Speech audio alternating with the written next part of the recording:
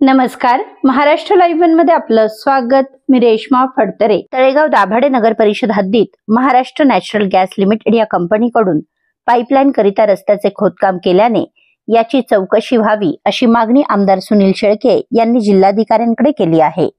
काही दिवसांपूर्वी माजी नगरसेवक अरुण माने यांनीही या संदर्भात तळेगाव दाभाडे नगर परिषदेचे मुख्याधिकारी यांना हे खोदकाम त्वरित थांबण्यात यावे अशा विनंतीचे निवेदन दिले होते। महाराष्ट्र नॅचरल गॅस लिमिटेड या कंपनीकडून शहरात पाईपलाईन करिता रस्त्याचे खोदकाम सुरू आहे। खोदकाम करण्यात आलेले सदर रस्ते अत्यंत सुस्थितीत असून नव्यानेच महाराष्ट्र सुवर्ण जयंती महानगरोत्थान योजनेअंतर्गत रस्त्यांची सुधारणा केलेली आहे। परंतु सदर खोदकामामुळे रस्त्यांची दुरावस्था होत असून शासन निधीचा मोठा अपव्यय होत असल्याचे निदर्शनास येत आहे।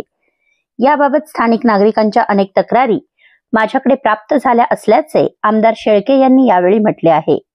या कंपनीस आचारसंहिता काळात रस्ते खोदण्याची परवानगी दिली आहे अथवा नाही याची चौकशी करण्यात यावी।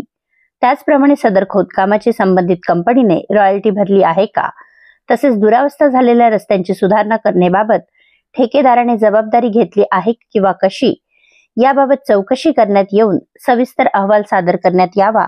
तसेच शासन निधीचा अपव्यय करणाऱ्या दोषींवर उचित कारवाई करण्यात यावी अशी विनंती आमदार सुनील शेळके यांनी पत्राद्वारे जिल्हाधिकाऱ्यांकडे केली आहे। पंचवटी कॉलनी परिसरातील डांबरीकरण झालेल्या रस्त्यांवर खोदकाम करण्यात आल्याने नागरिकांकडून संताप व्यक्त करण्यात येत आहे। अनेक दिवसांपासून प्रलंबित असलेल्या रस्त्यांची आमदार सुनील शेळके यांनी उपलब्ध केलेल्या निधीतून डांबरीकरण करण्यात आले होते।